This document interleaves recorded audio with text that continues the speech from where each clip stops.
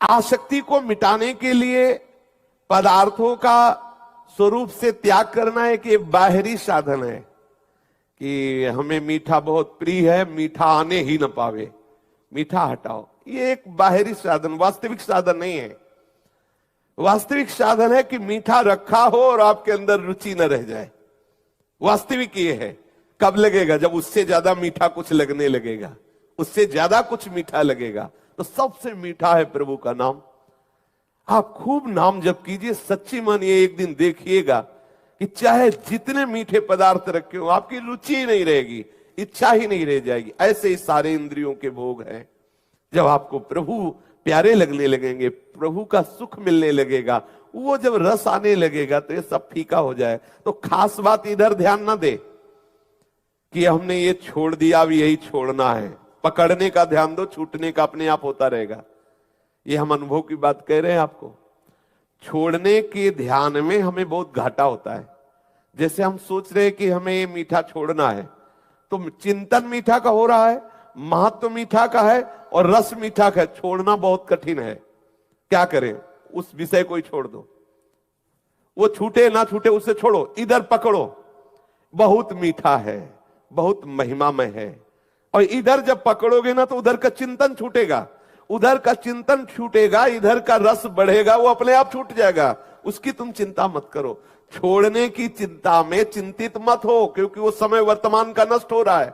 जैसे आप किसी भी विषय के छोड़ने में बहुत चिंतित हो रहे हैं, तो उस विषय का महत्व है, उस विषय का चिंतन है, इसलिए बहुत कठिन होगा छोड़ना। क्या करें? बिल्कुल फ्री हो जाओ। आप चिंतन को, उस चिंतन को प्रभु के नाम में लगाओ, प्रभु के रूप में लगाओ। और ये सत्य है, ये सत्य चिंतन आपके उस असत चिंतन को अपने आप नष्ट कर देगा। ये हम अपने हृदय की प्रक्रिया को कह रहे हैं।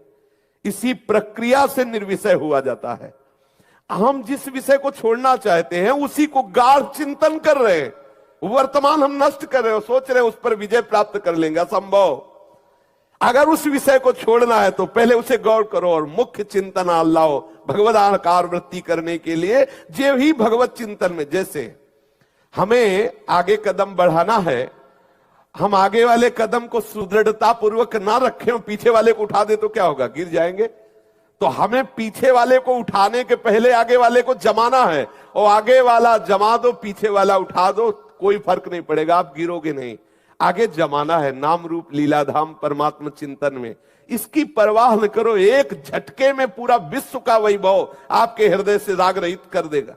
पूरे विश्व के वैभव के राग रहित करने की सामर्थ्य भगवत चरणारविंद में है। बिल्कुल चिंता मत करो। यहां हमारे पास विवेक है, बहुत छोटी कैंची, धीरे धीरे हम कहां तक ऐसे सूत्र काटेंगे। और प्रभु के पास कृपा रूपी तलवार है, एक ही बार में पूरी सब कट जाएंगी। आप क्या करो? भगवद आश्रित होकर चिंतन पर महत्व दो। ये जो हमारे अंदर वर्तमान में विषय त्याग के चिंतन की गाढ़ वृत्ति आती, इसमें दो दोष होते हैं। एक होता है उस विषय का महत्व, और दूसरा होता है वर्तमान में उस विषय का चिंतन। तो छोड़ोगे कब? किसके सामर्थ्य से छोड़ोगे? पहली बात उसमें महत्व बुद्धि खत्म हो, दूसरी बात भगवत चिंतन हो, तभी आप छोड़ पाओगे। अगर भगवत चिंतन नहीं, उसी का चिंतन हो रहा तो आप सोचते रहो कि छोड़ना है, आज से कसम खाते हैं गंगा जी की, यमुना जी की, और दूसरे दिन फिर वही करेंगे। क्या करें? हमें कोई कसम खाने की जरूरत नहीं, हमें खूब प्रसाद पाके नाम जपने की जरूरत है। और ठीक ना हो जाओ तो बताना, इसी बल से आगे बढ़ा जाता है।